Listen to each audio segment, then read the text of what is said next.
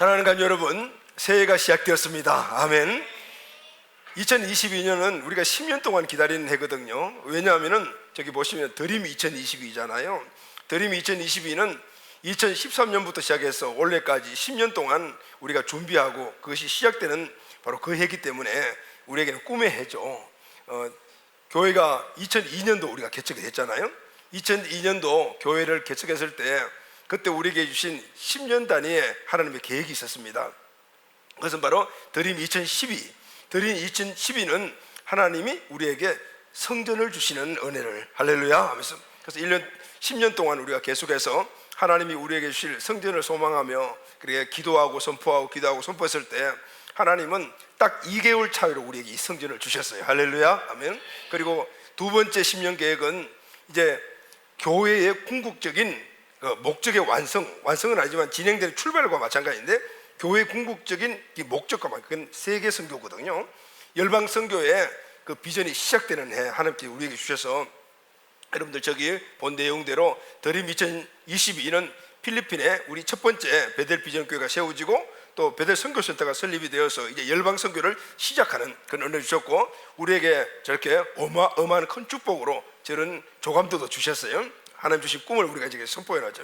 그런데 아쉽게도 코로나 때문에 2년 전에 우리가 이제 드림 2021을 준비하기 위해서 2년차 준비를 해서 이제 원래 시작되기 위해 가지고 필리핀에 우리가 가려고 비행기표를 끊어놨는데 딱 코로나가 딱 터져가지고 그때부터 문이 닫히기 시작해서 오늘까지 우리가 가지 못하고 있습니다. 하나님께서 우리에게 주신 예수님이 주신 우리의 지상 명령이죠. 예루살렘과 유다와 사마리아와 땅끝까지를 내 정인이 되리라.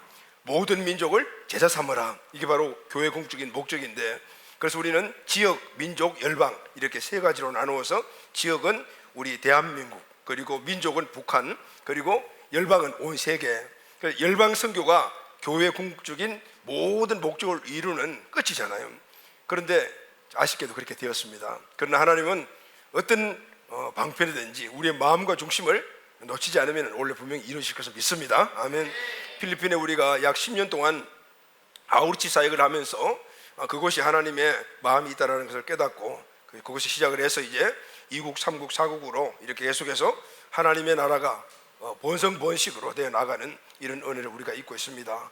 예, 기도해 주시고 또 함께 해주시기를 바랍니다. 또 내년부터는 시작해서 또 2030 비전을 우리에게 또 선포할 때 하나님 주시는 또 다른 꿈을 우리에게 허락하여 주실 줄 믿습니다. 사랑하는 가족 여러분, 새해가 시작되었습니다. 그런데 여러분, 새해는 단순히 딱 새로운 해가 한 해 왔구나 이런 의미 이상의 우리들에게는 큰 축복입니다. 왜냐하면 하나님은 새 날을 주시고 그 새 날을 통해서 새 일을 행하시기 때문입니다. 아멘.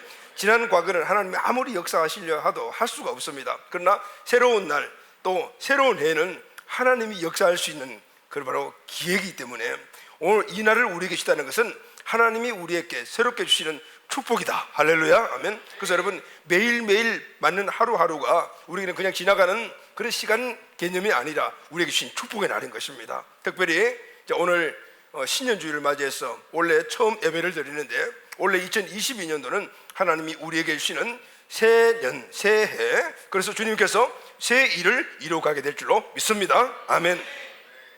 이사야 43장 18절에서 19절 말씀을 우리 다 같이 한번 선포하도록 하겠습니다. 시작.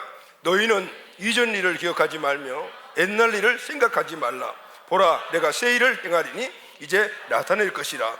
너희가 그것을 알지 못하느냐. 반드시 내가 광야의 길을 사막의 강을 내리라. 아멘. 이 말씀은 포로로 바벨론에 끌려가 있는 이스라엘 백성들에게 하나님께서 회복의 약속을 하신 말씀입니다. 이제 하나님께서 포로 생활 가운데서 그들의 모든 죄를 뉘우치고 이제 다시 하나님의 주권을 인정한 이스라엘 백성들의 회복을 약속하십니다. 그 회복은 너희들이 지은 죄를 내가 사해 줄게, 여기서 끝나지 않습니다. 이제 새롭게 시작되는 새로운 하나님의 새 일은 바로 새로운 해, 새로운 날에 이루어 주시겠다는 것입니다. 이스라엘 백성들에게 오늘 하신 이 약속의 말씀은, 보라, 내가 새 일을 행하리니, 지금은 포로로 잡혀져 있는 바벨론에 있지만은 그는 앞으로 새 일을 행할 것이다. 그것은 너희들이 포로에서 돌아가서 다시 새로운 날을 맞이할 때 그곳에서 내가 너희를 이루어주는 축복이다, 이 말씀이거든요. 그것을 알아라. 반드시 내가 광야의 길을 사막의 강을 내리라. 할렐루야, 아멘. 하나님이 행하시는 새 일이 무엇입니까? 새 일은 광야의 길을 내고 그리고 사막의 강을 내는 것입니다. 여러분, 우리 인생의 삶을 이렇게 쭉 돌이켜보게 되면 이 광야와 사막과 너무나 흡사합니다. 우리들에게 막힌 것이 있고 무너진 것이 있고 척박한 이런 모든 환경들, 이런 것들을 어떻게 보면 광야와 같고 사막과 같습니다. 그런데 여러분, 광야를 가보시면 알겠지만 광야는 길이 없어요. 모두가 다 척박한 땅입니다. 그런데 그곳에서 나그네가 길을 가다 보면 길을 잊어먹어요. 길을 잊어먹고 이리저리 우왕좌왕하다 보게 되면은 맹수를 만나기도 하고 또 그 지리를 잘 알고 있는 도둑들을 만나서 생명을 잃기도 하고 모든 재물들을 빼앗기기도 합니다. 독충들의 이 독에 맞아 죽기도 하고, 이거 광야거든요. 그런데 그곳에 길을 냈다라면은 이 나그네가 그 길을 가는데 얼마나 쉽겠습니까? 목적지로 분명히 갈 수가 있지 않습니까? 바로 광야와 같은 인생의 삶에서 우리 인생을 올곧게 갈 수 있도록 길을 만들어 주시면 하나님이시. 할렐루야. 오늘 새 날에 새 일, 바로 이 일을 하시겠다라고 약속을 하신 거예요. 할렐루야, 아멘. 여러분, 사막이 어떻습니까? 여러분, 사막 가보셨습니까? 사막은 초입까지 제가 가봤는데 정말 척박한 땅이잖아요. 그런데 그 사막의 가운데 강을 내게 되면은 물이 흐르고 그 사막이 옥토로 바뀌어지면서 그 강 주변에 나무가 세워지고 과일 열매가 맺는 이런 곳으로 바뀌어지는 겁니다. 이 불가능한 일을 누가 하시냐면 하나님이 하십니다. 아멘. 그래서 여러분, 하나님이 오늘 우리에게 주시는 새날의 축복은 이스라엘 백성들에게 그들을 불러 소망과 얻으신 이 축복의 말씀이 원래 우리에게 주신 축복임을 믿습니다. 아멘. 왜 우리에게 이 축복을 약속하실까요? 왜 이스라엘에게 이 축복을 약속하셨을까요? 이사야 43장 21절 말씀 다 같이 시작. 이 백성은 내가 나를 위하여 지었나니 찬송하게 하려 함이니라. 아멘.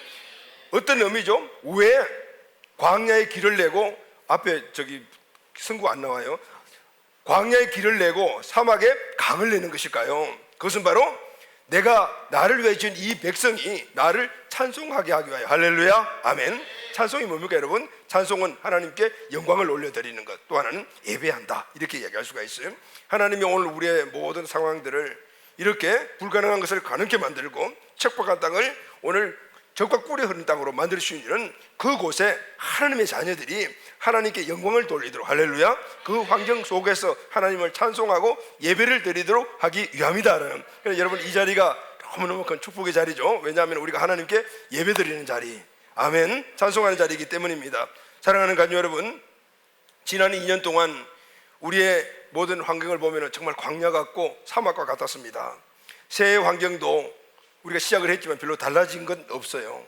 그러나 2022년은 하나님이 우리에게 주신 새날임을 우리가 믿고 그렇게 나아가게 되면 분명히 그 믿음 안에서 주님이 우리에게 새 일을 행하여 주실 것을 믿습니다. 아멘. 자, 우리는 작년 연말을 지나오면서 신실하신 하나님, 그 하나님의 은혜를 우리 마음속에 새기고, 그리고 제가 기도하며 우리 공동체 가족들에게 주신 그 말씀은 바로 광야의 길을 내고 사막의 강을 이어주겠다는 것입니다. 자, 이 모든 일들을 주님께서 너끈히 하실 수 있는 분이심을 믿으십니까? 아멘. 여러분 믿으시죠? 아멘. 바로 믿음입니다. 오늘 우리의 믿음을 통해서 하나님은 우리의 삶이 아무리 광야와 같고 그리고 사막과 같다 하더라도 그곳에 길을 내시고 강을 내주셔서 오늘 그것을 우리가 하나님께 영광 돌릴 수 있는 그런 장소로 만들어 주시는 겁니다. 하나님께서는 원래 이전과 다른 차원의 삶을 우리에게 은혜로 베풀어 주실 줄로 믿습니다. 아멘. 자, 그럼 중요한 건 뭐예요, 여러분? 하나님이 이 일을 우리에게 행하시는 이 일은 결국은 우리의 믿음을 통해서 이루어가는 것이거든요. 그러니까 우리는 하나님 주신 이 약속의 이 축복을 우리 삶 안에서 누리게, 그런 은혜의 축복의 장으로 만들려면 우리의 믿음이 있어야 돼요. 그 믿음은 이전과 다른 믿음, 새 날을, 새 일을 행하시는 주님이 만드시는 그 통로를 만들면 우리의 믿음도 예전과 같은 믿음이면 안 됩니다. 자, 오늘 이 자리가 우리의 믿음이 업그레이드 된 자리가 되기를 예수님의 이름으로 축원합니다. 새로운 하나님이 주시는 새로운 때, 새로운 시즌에 새로운 축복은 우리의 믿음도 새로워져야 되는 거예요. 다시 말하면 우리의 믿음도 새롭게 업그레이드 돼야 되는 것이죠. 그래서 원래는 우리 믿음들이 업그레이드 되면서 하나님 주신 이 모든 축복들을 다 누리는 우리 가족이 꼭 되시기를 바랍니다. 아멘. 그러면은 우리의 믿음과 신앙을 업그레이드 시켜야 될 영역이 어느 곳일까요? 자, 우리의 믿음과 하나님 주신 축복의 현장들이 굉장히 여러 방면에서 우리에게 많이 오고 있는데, 그러면 그걸 다 우리가 누리려면은 우리 믿음이 업그레이드가 돼야 되잖아요. 그러면은 우리의 믿음과 신앙이 업그레이드 돼야 되는 그런 영역이 어떤 영역일까요? 새로운 회복이 필요하고 하나님이 마음껏 축복을 부어줄 수 있는 그 영역이 어떤 것이죠? 첫 번째는 예배 영역입니다. 할렐루야, 아멘. 두 번째는 영혼 구원, 하나님이 가장 기뻐하시는 전도입니다. 그리고 세 번째는 말씀, 네 번째는 기도, 그리고 다섯 번째는 오늘 하나님이 우리에게 주시는 엄청난 축복들이 있는데 그 축복을 다 누리지 못하는 거죠. 바로 축복의 영역, 이 다섯 가지. 1월 달에는 첫 주부터 시작해서 다섯 5주간이거든요. 그래서 한 주 한 주 우리의 믿음의 업그레이드가 필요하면 하나님 주신 은혜의 축복을 누릴 수 있는 그 영역을 함께 말씀을 나누려고 합니다. 이것은 원래 우리에게 주신 3대 목표에 들어가는 것이기도 하고요. 자, 모두가 이 모든 다섯 가지 영역 안에서 여러분들의 믿음의 새로운 업그레이드가 일어나게 되기를 예수님의 이름으로 축복합니다. 아멘. 자, 오늘은 첫 번째 예배에 대해서 우리가 함께 말씀을 나누려고 합니다. 자, 그럼 여러분, 예배가 무엇입니까? 자, 오늘 예배 드리러 가셨잖아요. 그러면 여러분들 다 이 예배에 대한 정의를 갖고 계실 것입니다. 자, 쉽게 예배에 대한 정의는 피조물이 창조주 하나님을 만나는 것, 할렐루야, 바로 예배입니다. 피조물이 창조주 하나님을 만나는 것, 예배입니다. 그러면은 왜 피조물이 창조주 하나님을 만나야 할까요? 왜 만나야 합니까? 이 피조물이 창조주 하나님을 만난다는 의미는 또 다른 말로 창조주가 또 피조물을 만나는 장이잖아요. 그럼 왜 만나야 될까요? 우리 피조물 입장에서는 창조주 하나님을 만나야 되는 이유가 있습니다. 하나님 어떤 분이십니까? 하나님은 우주 만물을 창조하신 창조주이시며 그리고 모든 인생들을 이끌어 가시는 전지전능하신 분이심을 믿으십니까? 아멘. 그러면은 그분이 이 모든 인생들을 만드시 이끌어 가시다면 그분 안에 뭐가 있어요? 그 모든 것들이 다 들어있는 것이죠.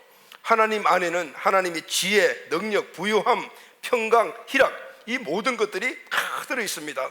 그러니 하나님이 우주 만물을 창조하셨잖아요. 지금도 살아계셔서 우리 인생의 삶을 인도하고 계시지 않습니까? 그뿐만 아닙니다. 하나님이 만드신 우리 인생을 살아갈 때 일어나는 많은 문제들이 있습니다. 이 문제들을 다 해결해 주시는 그 능력이 하나님께 있음을 믿으십니까? 아멘. 그러면 이 하나님을 우리가 예배를 통해서 만난다면 오늘 우리는 우리의 연약함들을 극복해 나가면서 하나님의 그 능력과 우리 인생에 일어나는 모든 문제를 해결할 수가 있지 않습니까? 바로 예배가 바로 그런 장인 거예요. 오늘 피조물이 하나님을 만나는 이 예배는 이렇게 엄청난 의미가 들어 있습니다. 단순히 와서 찬양하고 목사님 말씀 듣고 은혜 받았다 이 차원이 아니에요. 하나님 창조주 입장에서는 어떤가요? 하나님은 우리 인생을 왜 창조하셨습니까? 함께 하시고 창조하시잖아요. 그래서 늘 하나님의 오매불망 한 가지 뜻은 오늘 피조물인 우리들이 복받기를 원하십니다. 할렐루야. 그렇게 만드셨어요. 그렇기 때문에 만나면 복 주시라고 하는 거예요. 이 복을 주시기 싶어서 안달이 나신 분이 하나님이시거든요. 만나야만이 우리가 받을 수가 있어요. 자, 이 장이 바로 예배장입니다. 이 놀라운 은혜가 하나님이 인간을 창조하신 축복이었어요.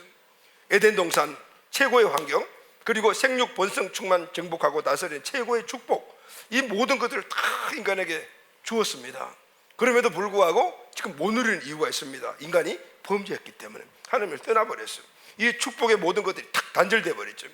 그런데 할렐루야, 놀라운 사실은 이 잃어버린 모든 축복들이 예수 그리스도의 십자가, 할렐루야, 그리고 또 그분이 부활하심으로 말미암아 문제를 싹 해결하시고 이제는 예수 그리스도를 통해서 다시 예전의 이 축복을 회복했습니다. 아멘.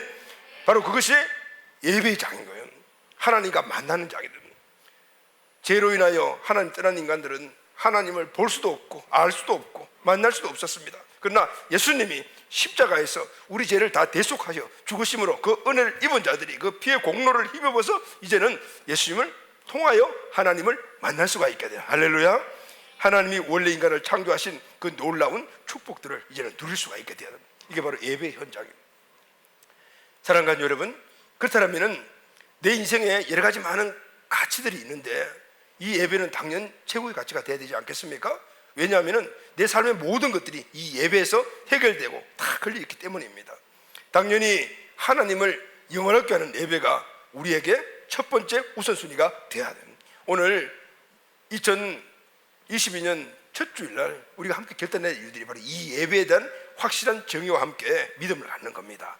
이사야 43장 21절 말씀이죠. 이 백성은 내가 나를 위하여 지었나니 나를 찬송하게 하려 하심이라.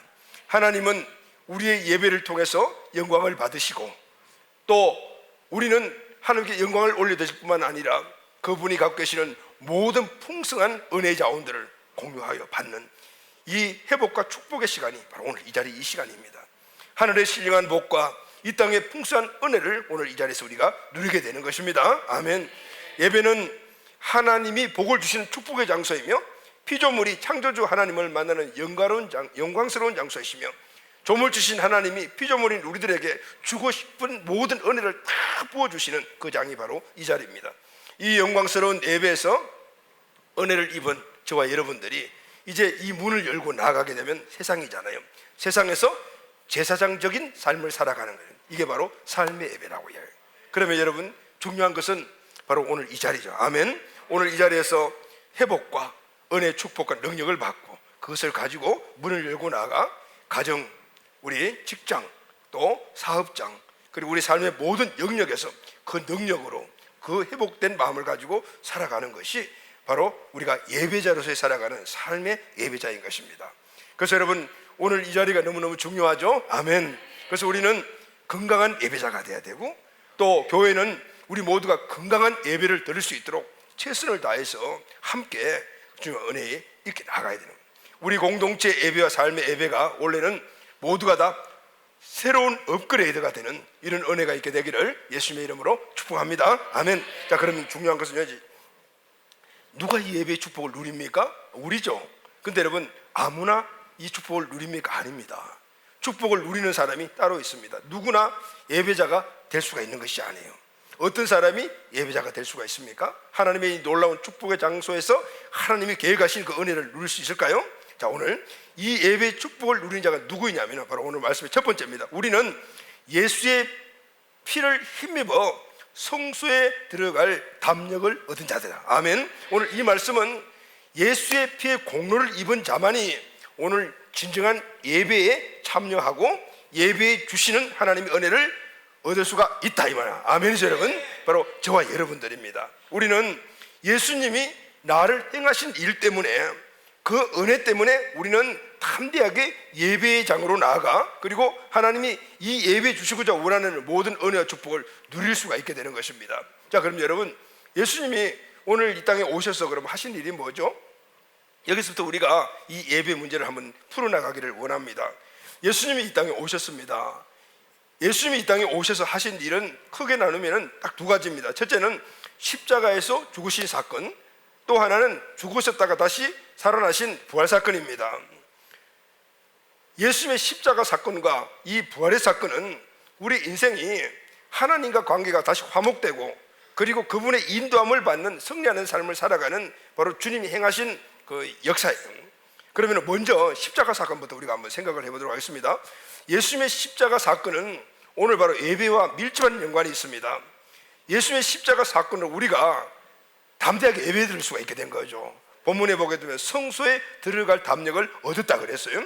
19절 말씀을 보면은 형제들아 우리가 예수의 피를 힘입어 성소에 들어갈 담력을 얻었느니라 그랬어요. 얻었느니라. 성소에 들어간다라는 말은 피조물이 그리스도를 통해서 창조주 하나님을 만난다 이 말이에요. 특권이 특권. 이전에는 제 문제로 우리가 하나님 만날 수 없었는데 예수님이 십자가 사건을 통해서 우리에게 주신 그 은혜 때문에 우리는 이제 성소에 들어갈 수 있는 특권과 영광을 얻은 존재다 그 말씀입니다. 그러면은 오늘 본 말씀 보면은 성소에 들어갈 담력을 얻었다라고 하죠. 자, 이 놀라운 사실을 우리가 알려면은 성소가 무엇인가에 대해서 먼저 알아야 합니다. 이스라엘은 성전 중심으로 항상 살았습니다. 광야에서는 성막 중심이었고 이제 가나안 땅에 정착해서는 성전 중심으로 사는데 이 성전의 중심이 성소입니다. 여러분 성소 안에는 또 두 가지로 나눠져요. 두 공간 나눠지는데 들어가면은 바로 나타나는 공간이 성소, 그리고 또 그 성소를 넘어서 들어가게 되면은 거기 있는 것이 지성소입니다. 이 지성소는 딱 의미가 하나예요. 하나님의 임재, 하나님이 그곳에 임재하신 곳이다. 이런. 이 지성소 안에는 큰 궤짝이 하나 있습니다. 법궤, 언약궤, 그리고 또 그 위에 있는 그 판을 시은자 이렇게 이야기를 하잖아요. 이 큰 궤, 이 법궤, 언약궤 안에는 세 가지 물건이 들어 있습니다. 첫째는 잘 알고 있는 십계명에 나오는 모세의 두 돌판, 그리고 또 하나는 아론의 쌍난 지팡이, 또 하나는 만나를 담은 항아리, 이 세 가지가 들어 있습니다. 십계명은 바로 하나님의 말씀이잖아요. 아론의 쌍난 지팡이는 아론은 하나님이 세운 바로 리드다라는 바로 하나님의 주권을 인정하는 것이고, 또 만나는 하나님이 우리를 먹여 살리는 것이잖아요. 이 모든 것들이 다 하나님과 연관이 돼요. 이 법궤 자체가 바로 하나님의 임재를 상징하는 것입니다. 이제 하나님은 어떤 분이신가 하면은 그 법궤의 뚜껑이 바로 시은자라고 그래요. 하나님이 은혜를 베푸는 장소라는 뜻입니다. 거기 보면은 그룹이라는 두 천사가 이렇게 날개를 가지고 같이 보고 있고, 이 뚜껑이면은 그 앞쪽에는 그냥 판이 비어 있어요. 자, 이곳에 아무나 들어갈 수가 없습니다. 누가 들어갑니까? 1년에 한 번 이스라엘의 제사장 가운데서 제일 우두머리 제사장이 대제사장이잖아요. 대제사장이 1년에 한 번 들어갑니다. 대속죄일이라는 날 한 번 들어가는데, 들어갈 때 아무렇게나 들어가는 것이 아닙니다. 어린 양 한 마리를 잡아서 거기에 피를 담아가지고 그 피를 가지고 성소로 들어가서 지성소의 휘장을 열고 들어가는 겁니다. 그리고 그 시언자에 이 피를 뿌리는 거죠. 의미가 있습니다. 이스라엘 백성들은 죄를 짓게 되면은 짐승을 한 마리 가지고 이 성전에 가서 제사장 앞에서 자기 죄를 전가하고 그걸 잡아서 제사장에 주게 되면 제사장이 그것을 불에 태워 하나님께 올려드리면서 속죄함을 받습니다. 자, 이렇게 1년 내내 그 일이 진행되는데, 대속죄일은 그럼 어떤 날인가 하면 제사장들은 매일 제사를 드리니까 자기들이 속죄할 시간이 없잖아요.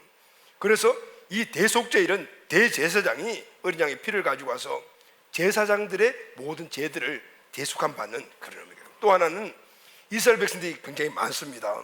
그 많은 백성들이 죄를 지었을 때 가서 속죄제를 드리면서 제사함을 받아야 되는데, 그렇게 하지 못한 사람들이 있을 거 아닙니까?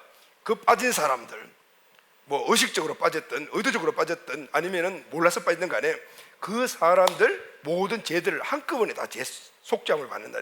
하나님 너무너무 은혜로운 분이죠. 이렇게 세밀하게 모든 사람들이 다 은혜를 입을 수 있도록 그렇게 제도를 만드신 거예요.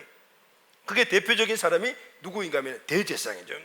대제사장은 바로 대속죄일 날 이 모든 것들을 어린 양을 죽임으로 말미암아 그 어린 양이 그 제대가 전가된 그 피를 가지고 들어가서 하나님께 올려드리면 속죄함을 받고, 그리고 그것을 뿌리면은 하나님 그 대상의 은혜를 베풀어 주시는 거죠. 그 은혜를 받고 나와서 모든 사람들에게 선포할 때 이스라엘이 하나님의 자녀로서의 축복을 누리고 살아가는 것, 이게 바로 대속죄일이 일어나는 일입니다. 그런데 여러분, 중요한 것은 대제사장이 이 지성소에 들어갈 때 그냥 들어가면 안 됩니다. 꼭 가지고 가야 되는 것이 바로 어린 양의 피입니다.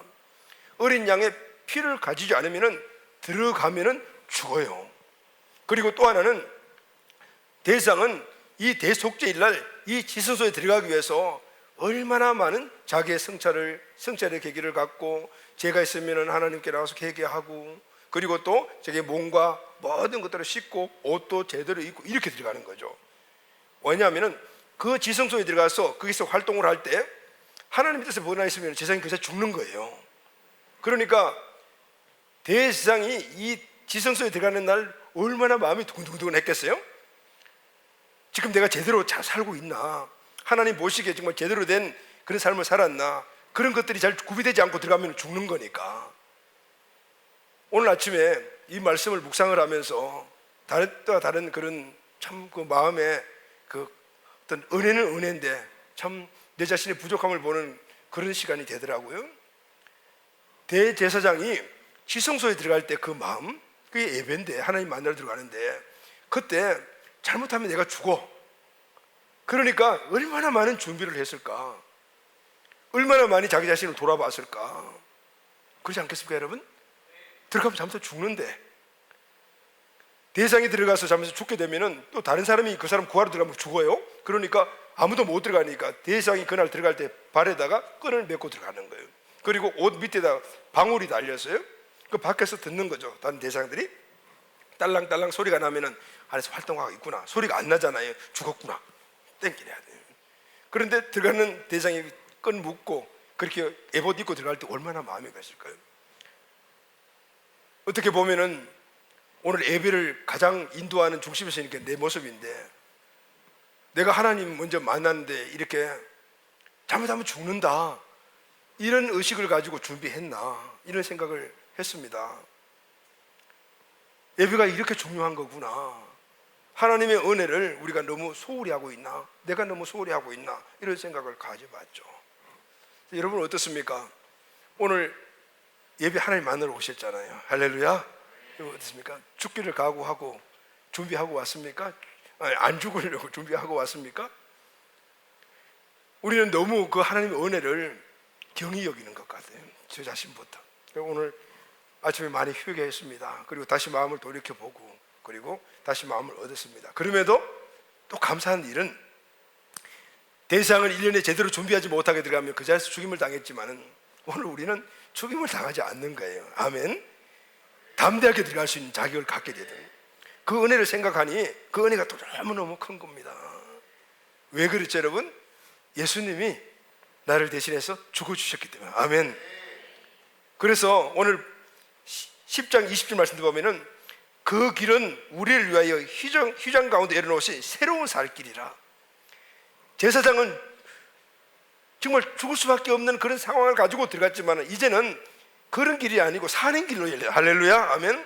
우리가 정말 죄도 짓고 정말 무거운 짐들을 가지고 하나님 앞에 제대로 설 수 없는 그런 자격을, 그런 모습을 갖고 있다 하더라도 오늘 우리는 주님 앞에 나올 수가 있는 거예요. 할렐루야. 아멘. 그리고 주님의 은혜를 우리가 입을 수가 있는 것이죠.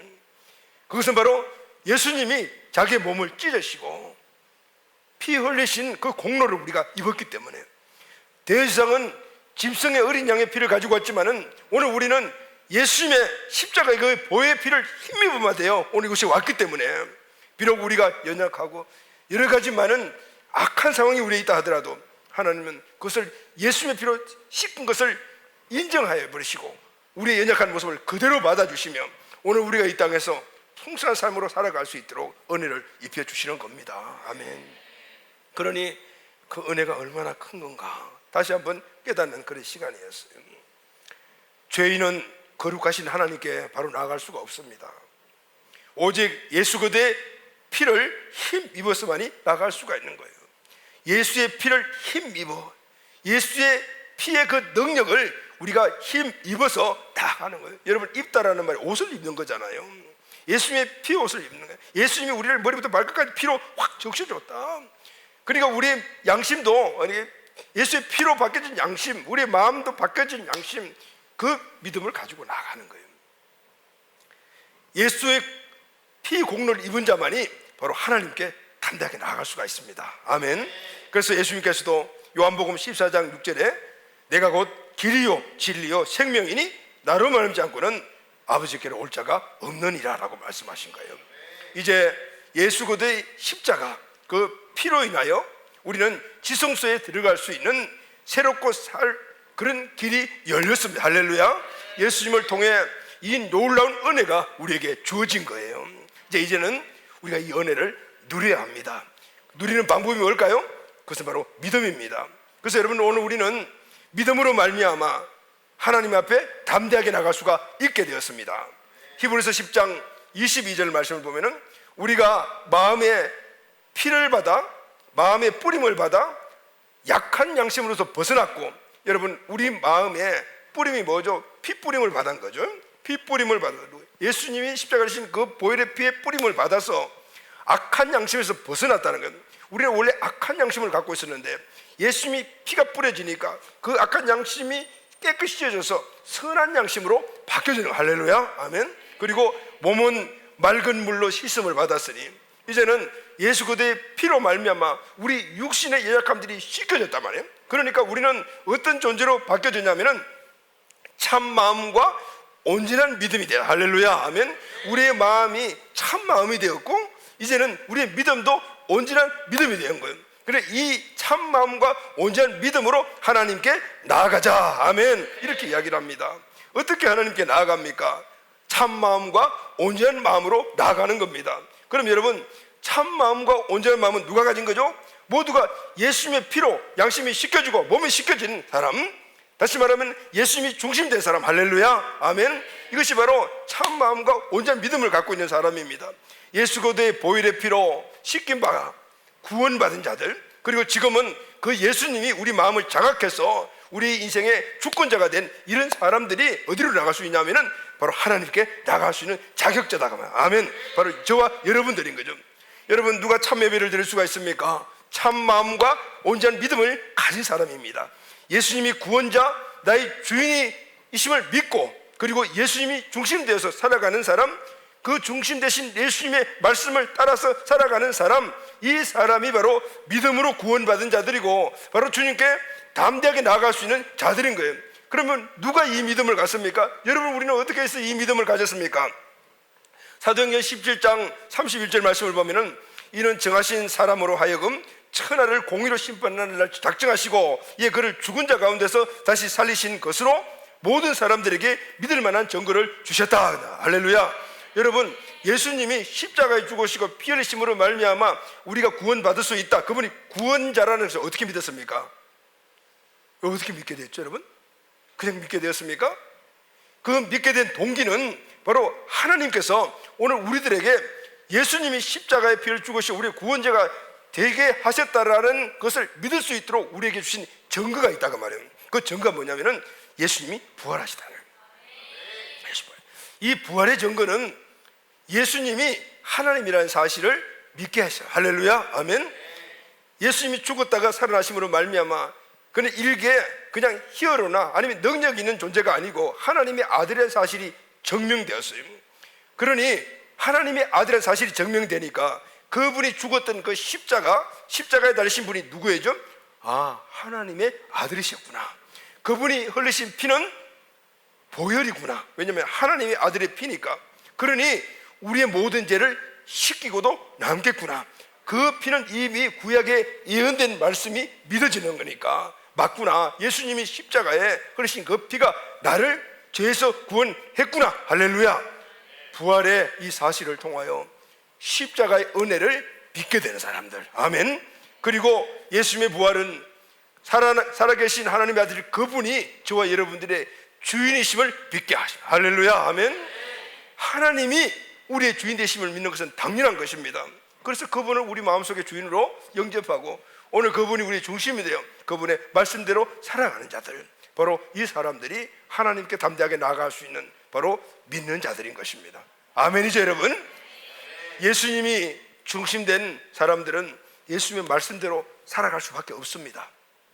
일주일 동안 예수님의 말씀대로 살았던 삶의 간증을 가지고 주일날 오늘 이 자리에 주님 앞에 우리가 나온 것입니다. 이것이 바로 삶의 예배를 가지고 나온 저와 여러분들입니다. 그러니 여러분 참 예배라는 것은 지금 우리가 회중에 모여드리는 이 예배 이전에 우리의 삶의 예배가 전제되어야 되는 겁니다. 우리의 삶에 하나님 주시는 그 은혜에 감격하여 그분의 말씀을 따라서 살아갔던 그 삶의 간증을 가지고 우리가 한 가족으로 함께 모여서 하나님께 그 간증을 올려드리고 그리고 또 하나님께서 우리에게 모든 은혜와 능력과 지혜와 그리고 풍성한 삶을 공급해 주시는 그 장이 바로 오늘 이 예배 자리입니다.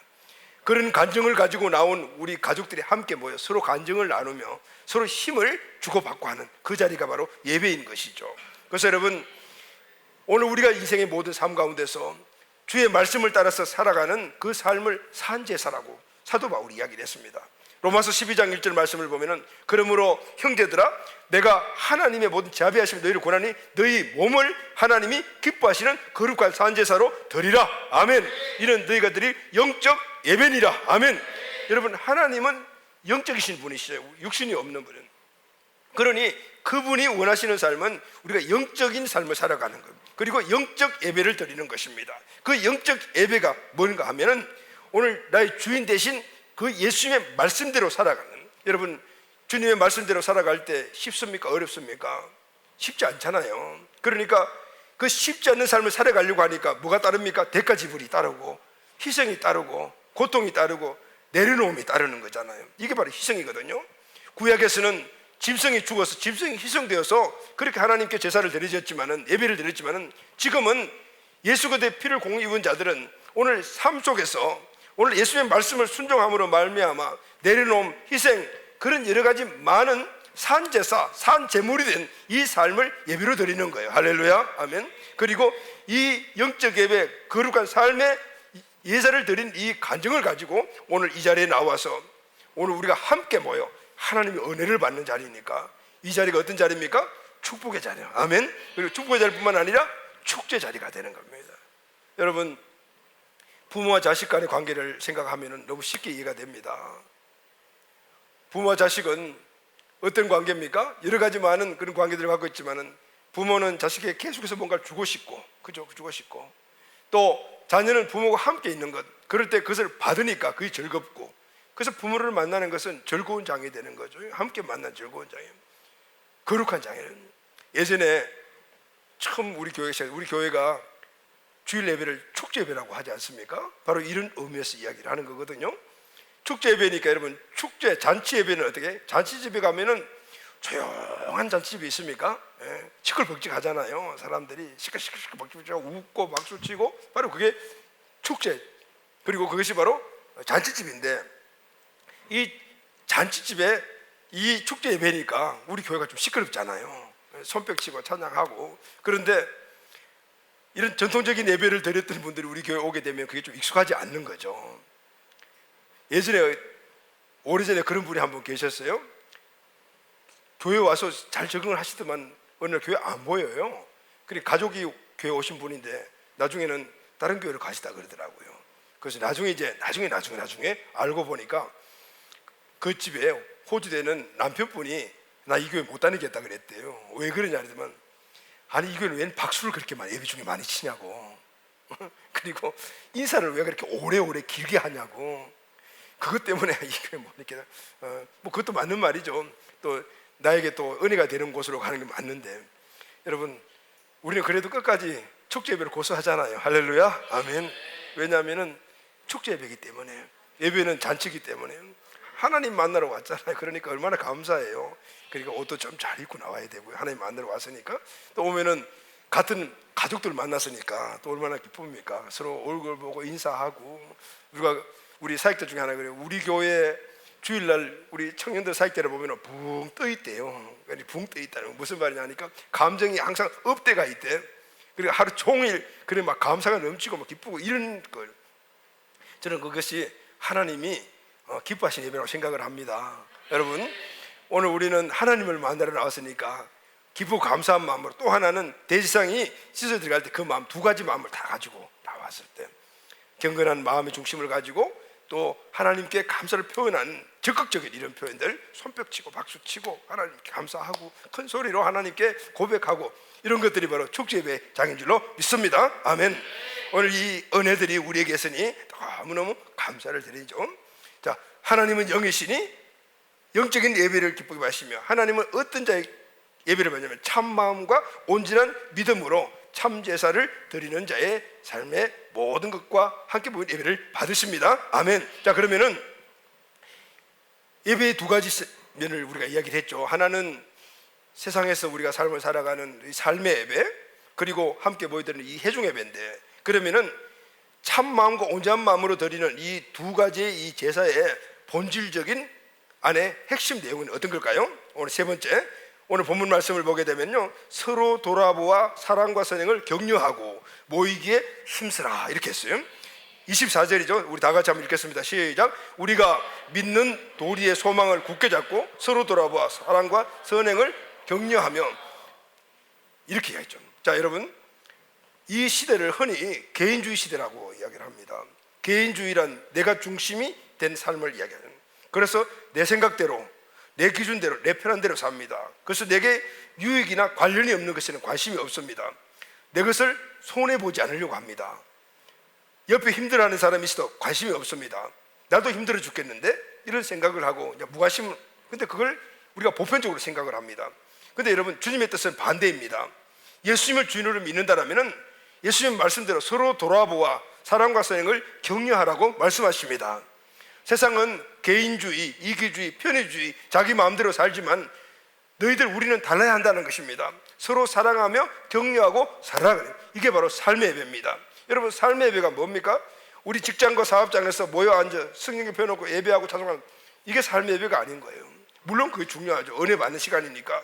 그러나 더 중요한 것은 오늘 은혜 받은 그 은혜의 능력을 가지고 다른 사람들을 어떻게 해요? 사랑하고 격려하며, 그리고 또 그들을 섬기는 삶을 살아가는 그 자체가 바로 삶의 예배라고 말합니다. 또 하나, 모이는 예배의 가장 핵심적인 내용은 25절이죠. 모이기를 피하는 어떤 사람들의 습관과 같이 하지 말고 오직 권하여 그날이 가까움으로 더욱 그리하자는, 모이기를 피하는 어떤 사람들의 습관과 같이 하지 말고, 요즘 모이는 것이 많이 힘든 때입니다. 코로나로 인해 거리두기가 이제 생활화된 것 같습니다. 코로나 초기에는 모두가 예배에 대한 중요성을 잃지 않고 비대면 예배를 아주 경건하게 드렸습니다. 그런데 한 주, 두 주, 한 달, 두 달, 1년이 지나고 2년이 지난 지금은 어떻습니까? 이제 대면 예배를 드릴 수 있음에도 불구하고 예배와 거리가 먼 사람들이 되어가고 있는 것을 볼 수가 있습니다. 예배하면 옛날이요, 가물가물 추억, 이렇게 돼버려요. 사람들은 이런 현상이 코로나 때문이라고 이야기를 합니다. 근데 여러분, 그렇지 않습니다. 기독교 역사를 보게 되면은 이런 일들은, 모이기를 피하는 이런 일들은 쭉 있어 왔습니다. 악한 원수 마귀는 성도를 넘어뜨리고 교회를 무너뜨리기 위해서 과거나 지금이나 앞으로도 동일할 것입니다. 성도와 교회가 모이지 못하도록 온갖 수단과 방법을 동원하고 앞으로 동원할 것입니다. 방법은 역사를 보면 여러 가지입니다. 전쟁도, 또 지금처럼 전염병도, 공손자유 같은 사상 때문에. 그런데 이런 것들부터 마귀의 가장 강력한 무기는 바로 개인주의, 이기주의 시대입니다. 그래서 내 편의대로, 내가 원하는 대로, 내 마음대로 그렇게 드리는 예배. 그래서 예배를 피하기를 바라는 많은 무리들이 지금 일어나고 있는 거예요. 여러분, 우리가 왜 모이기에 힘써야 할까요? 첫째는 모여야만이 믿음을 유지할 수 있기 때문입니다. 중요한 사실은 믿음과 신앙은 돌이나 막대기가 아니라 생명체입니다. 돌과 막대기는 10년이 지나고 100년이 지나도 그냥 돌과 막대기입니다. 그러나 생명이 없기 때문입니다. 그러나 생명체는 달라요. 모든 생명체는 에너지를 공급을 받아야 합니다. 공급받지 못하면 생명체는 죽는 거죠. 그래서 에너지를 공급받아야 되는데 그것이 바로 모임에서 받는, 할렐루야, 아멘. 우리는 모여 힘써 찬양하고 기도하고 예배를 드릴 때 임재하신 성령님을 통해서 세임을 얻게 되고, 선포되는 말씀을 통해서 세임을 얻게 되는 것, 교제하면서 힘을 얻게 되는 것, 그 힘으로 승리하는 삶을 우리가 나아가 삶에서 이루어가게 되는 것입니다. 왜 그래야 될까요? 우리 인생의 모든 삶은 영적 전쟁이기 때문에 그렇습니다. 에베소서 6장 12절에 보게 되면은 우리의 실험은 혈과 육을 상대하는 것이 아니고 통치자들과 권세들과 이 어둠의 세상 주관자들이다라고 말을 합니다. 신앙생활을 한마디로 말하면 마귀와 고강도 전쟁을 하는 거다, 이렇게 표현할 수가 있어요. 전쟁에 이기려면요, 충분히 보급품을 공급받아야 합니다. 주님으로부터 능력도 공급받고 성도 상호 안에서 사랑의 격려의 힘을 공급받아야 돼요. 이것이 힘과 에너지가 되거든요. 이 보급품을 받는 곳이 바로 모임의 현장입니다. 예배와 사랑의 관계를 통해서 우리가 얻을 수 있는 것, 이 대그룹 예배에서는 하나님의 능력과 그리고 하나님의 이 권세의 이 확신, 말씀의 능력을 받고, 소그룹 셀 예배에서는 사랑과의 관계 속에서 하나님의 사랑을 깊이 체험합니다. 이 두 가지의 은혜를 받고 우리가 나갈 때 삶의 예배에서, 영적 전쟁에서 분명히 승리할 수가 있습니다. 아멘. 건강한 교회가 되기 위해서는 그래서 모임을 피하면 안 됩니다. 코로나로 인해서 정부의 강한 제재가 있지 않습니까? 그래서 지금 모이기를 지금 많이 피합니다. 성도뿐만 아니고 교회가 그렇고 목회자들 만나면은 지금 양보나 딱 되어 있습니다. 이럴수록 우리 교회가 모이는 것을 자제하자, 그래야만이 믿지 않는 사람들의 본이 된다, 이렇게 말씀하시는 분들이 있고, 아니야, 그래도 우리는 이 모임을 우리가 피하면 안 된다, 열심히 모여야 된다, 그래야만이 이 능력으로 우리 성도들이 살아갈 수 있어, 이렇게 양분이 딱 되고 있어요. 역사에도 보게 되면 항상 이 두 가지 양면성이 있었습니다. 모이기를 피하는 자들과 끝까지 모이자는 자들, 무엇이 맞는가? 다 각각의 어떤 타당성인 논리를 가지고 있습니다. 다 맞는 것 같아요. 답을 내리지 못하고 있어요. 지금도 역사 속에서 답을 내리지 못하고 있어요. 그러나 여러분, 오늘 우리가 꼭 알아야 될 원칙은 있습니다. 하나님의 말씀은 모이기를 피하는 어떤 사람들과 같이 하지 말아라는 겁니다. 할렐루야. 세 번째는 바로 이 주님의 명령입니다. 그날이 가까움을 볼수록 더 모이기를 피하지 말라. 말세에는 모이기에 피하되 더욱 힘쓰라라고 말하고 있습니다. 우리는 주님의 말씀을 따라가는 것이죠. 말세에는 모이기를 피하는 그 습관이 된 사람들이 있다고 하면 그 습관을 따르지 말아라는 것입니다. 왜냐하면 그리스도인들의 예배는 생명줄과 같기 때문에. 할렐루야 하면 이 예배가 여러분의 생명줄이라는 것을 믿으십니까? 그래서 여러분 초대교회를 보십시오. 그렇게 수많은 박해, 어려움 그런 것도 있어도 불구하고 생명 걸고 예배를 드렸습니다. 왜 그럴까요? 그 예배가 내 생명을 붙잡고 줄이기 때문에. 그런데 이것은 초대교회뿐만 아니고 지금도 마찬가지입니다. 중국의 지하교회, 이슬람 지역의 그리스도인들, 특히 북한의 이 기독교인들은 지하교회에서 예배하면 되는데 생명 걸고 나오지 않습니까? 그 집에서 혼자 예배 드리면 되죠, 가족만. 근데 왜 모여가지고 예배 드리려고 할까요? 모임의 이 예배에서는 하나님의 생명력을 공급받기 때문에, 그래서 생명을 걸고 거기 가는 거예요. 내 생명보다 더 귀한 것을 그것을 누리기 때문에 가는 거죠. 어떤 분들은 이렇게 이야기합니다. 꼭 교회 나와서 예배 드려야 합니까? 그렇게 묻는 분들이 계십니다. 꼭 교회 나와서 예배 드려야 합니다. 공예 예배를 꼭 참석해야 합니다. 무교회주의가 이 부분들을 깨려고 무던히 노력을 하면서 했지만 결국은 그들도 결국은 교회를 없다면 그냥 다 가정교회에서 예배를 드리면서 가정교회를 만들어 가고 있는 거예요. 왜냐하면 생명력이 흐르기 때문에 그 생명력을 받지 못하면 교회 자체가, 성도 자체가 그냥 와해돼 버리는 것이죠. 비로소 아는 거죠. 성도는 개인이 아닌 그리스도의 몸이고 몸으로 사는 존재이기 때문에 혼자 솟은 존재가 아니에요. 그렇게 하나님 만드셨어요. 그리고 이 몸으로서 드리는 이 예배에서 받는 은혜는 그냥 단지 말씀, 찬양한다 이런 의미가 아니고 그 자체가 생명력이기 때문에요. 여러분, 스피릿은 우리 정신이라고 이야기하는데요, 이 스피릿 정신은요 그냥 책을 보거나 아니면 어떤 영상을 보거나 우리가 오는 것이 아니에요. 이것은 눈과 눈이 마주치고 얼굴과 얼굴이 마주치고 여기 입김이 전달되며 침이 튀고 이런 것들을 통해서 그 스피릿이 공유하는 거예요. 그런데 예수님이 제자들을 양육하실 때 스피릿 훈련을 하신 거예요. 칠판 그려놓고 영상으로 그렇게 교육하신 것이 아닌 거예요. 같이 먹고 자고 3년 동안 함께 살면서 부딪히고 얼굴 보고 그렇게 스킨십 하면서 스피릿을 전달한 거예요. 이게 바로 예배의 축복이다 그 말이에요. 할렐루야, 아멘, 아멘. 그래서 여러분, 초대교회 우리 믿음의 선조들, 북한의 지하교회, 이슬람 지역에 사는 분들 생명 걸고 모여서 예배드리는 이유가 바로 여기에 있는 겁니다. 그래서 생명주라고 이야기합니다.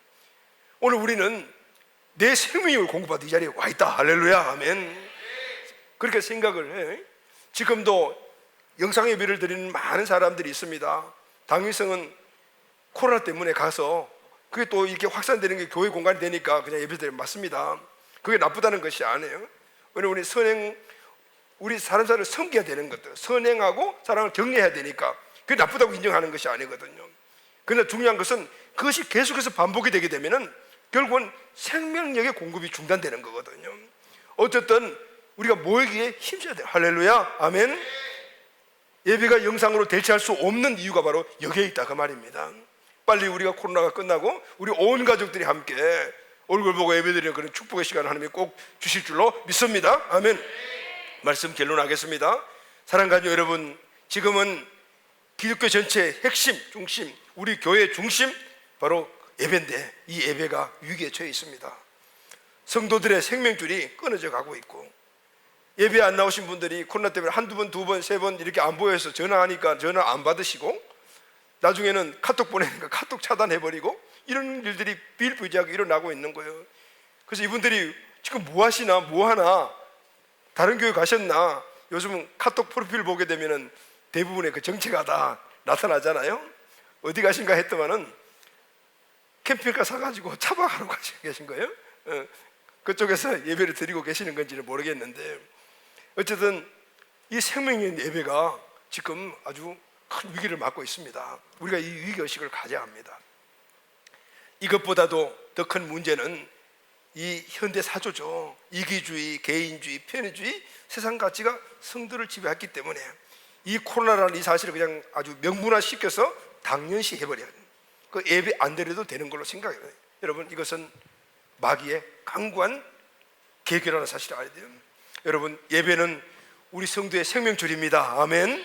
그래서 우리는 예배의 본질로 돌아가야 합니다. 여러분, 삶의 예배가 회복되시기를 예수님의 이름으로 축복합니다. 돌보고 사랑하고 격려하는 삶, 이타적인 삶이 여러분의 예배의 삶이 되기를 바랍니다. 그리고 모든 예배에 모이기에 힘쓰시기를 바랍니다. 가정 예배도 드리시고, 이제 주일 예배도 드리시고, 세일 예배에 꼭 참석하시고. 자, 여러분, 오늘 이 자리에 지금 우리가 해야 될 일들은 지금 예배 드리고 있는 저와 여러분들이 우리 예배의 레벨이 어느 선에 와 있는가를, 여러분의 예배 레벨이 어느 선에 와 있습니까? 주일 예배, 세일 예배 등등 많은 예배들이 있고 우리 삶의 예배가 있는데 내 예배 수준은 어느 위치인가? 여러분, 한번 다시 한번 점검하는 시간이 되기를 바랍니다. 그리고 내 현재 예배 레벨에서 새로운 업그레이드가 되는 이런 은혜가 있게 되기를 예수님의 이름으로 축원합니다. 예수를 통해, 예배를 통해 부어주신 하나님의 은혜가 원래 우리 모두에게 넘치시기를 바랍니다. 예배를 통해 주신 하나님의 은혜, 믿음을 통해서 우리 삶의 광야에 길이 나고, 할렐루야, 사막에 강이 흐르는 이 놀라운 축복들이 우리 모든 삶에서 일어나는 이런 은혜가 오늘 2020년도 우리 공동체 가족들 모든 삶의 현장 안에서 일어나게 되기를 예수님의 이름으로 축복합니다. 아멘.